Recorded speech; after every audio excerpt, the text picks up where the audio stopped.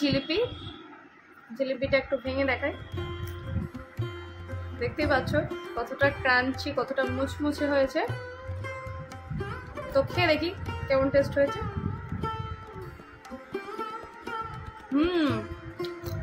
বুঝতে পারছো একদম দোকানের মতো কিন্তু টেস্ট এসছে।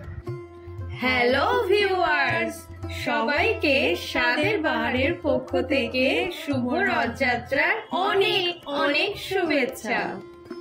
আর রথযাত্রা মানেই জিলিপি আর পাঁপড় ভাজা, তাই আমরা বানিয়ে ফেললাম দোকানের মতো জিলিপি। আমরা রসটা বানিয়ে নেব।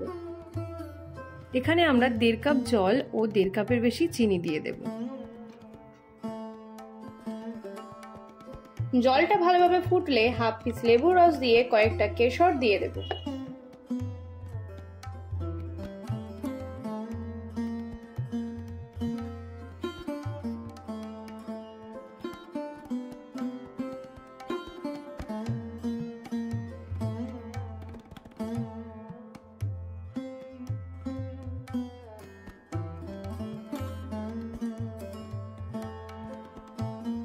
রস কিন্তু আমাদের একদম তৈরি হয়ে গেছে। এবার আমরা ব্যাটারটা তৈরি করে নেব। 1.5 কাপ ময়দা 145 ml জল দিয়ে আমরা ব্যাটারটা ভালোভাবে মাখিয়ে নেব। লক্ষ্য রাখবেন বেশি ঘনও না হয়ে যায় ব্যাটারটা, আবার বেশি পাতলাও না হয়ে যায়। এরপর হাফ টেবিল চামচ বেকিং সোডা দিয়ে ভালোভাবে ব্যাটারটা মিক্স করে নেব। আর কালার ভালো আসার জন্য রস থেকে কিছুটা কেশর তুলে মিশিয়ে নেব।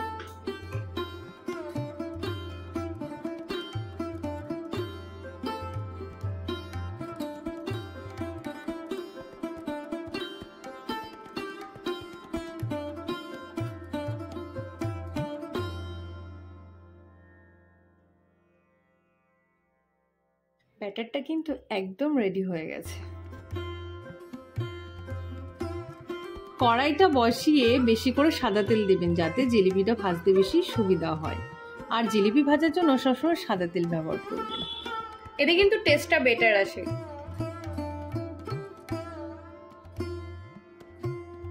ব্যাটারটা একটা পেপারের মধ্যে ঢেলে নিয়ে পেপারের একটা কোণা কেটে নেবেন। আমরা এখানে পেপারের মধ্যে কিন্তু নজেল ব্যবহার করেছি। আপনাদের বাড়িতে যদি নজেল থাকে তাহলে আপনারা নজেলটা ইউজ করবেন, তার ফলে কিন্তু জিলিপির প্যাঁচটা দিতে সুবিধা হবে। মনে রাখবেন তেলটা ভালোভাবে গরম হলেই জিলিপিটা দেবেন, না হলে কিন্তু জিলিপিটা চেপটে যাবে, রসটাও কিন্তু ভালোভাবে ঢুকবে না। এভাবে আমরা অনেকগুলো জিলিপি একসাথে ভেজে নেব।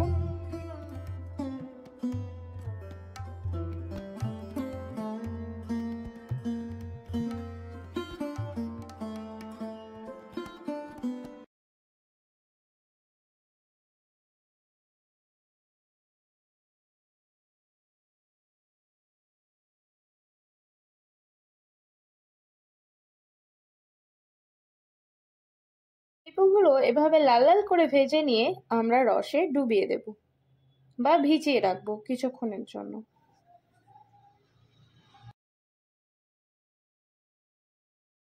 আমাদের জিলিপি কিন্তু একদম রেডি হয়ে গেছে।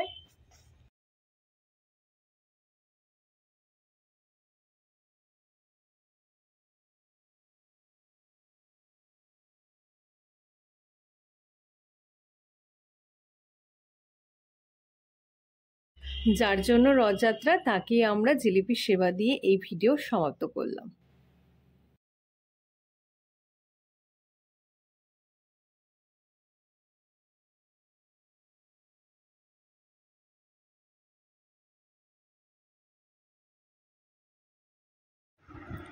তো এই যে আমাদের জিলিপি, জিলিপিটা একটু ভেঙে দেখাই।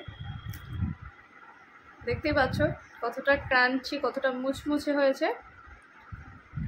তো খেয়ে দেখি কেমন টেস্ট হয়েছে।